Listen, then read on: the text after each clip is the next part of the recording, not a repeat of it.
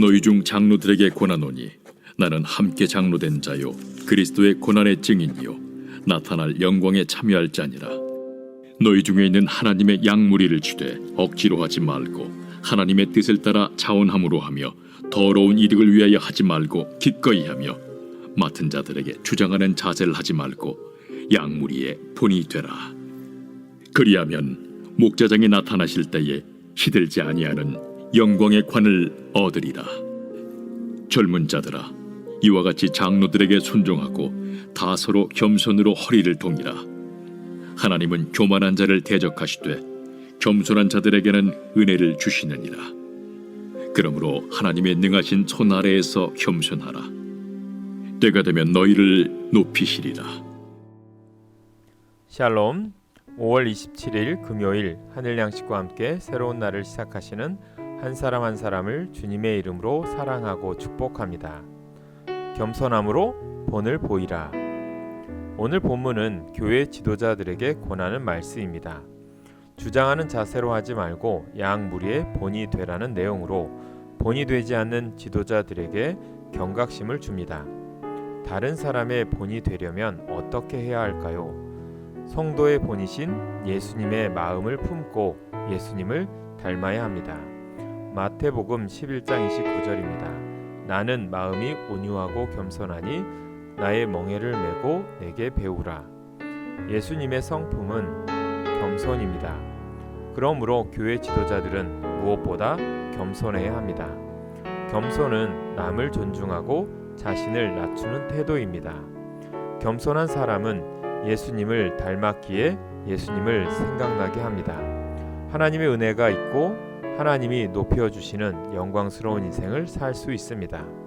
그렇다면 교회 지도자들은 어떻게 겸손의 본을 보여야 할까요? 첫째, 순종하는 사람이 되어야 합니다. 5절 말씀에 보면 젊은 자들아 이와 같이 장로들에게 순종하고 젊은이들에게 순종을 가르치려면 먼저 교회 지도자들이 순종의 본을 보여야 합니다. 그래야 그것을 보고 배워서 순종할 수 있습니다. 교만한 자는 결코 순종의 열매를 기대할 수 없습니다. 둘째, 은혜를 받는 사람이 되어야 합니다.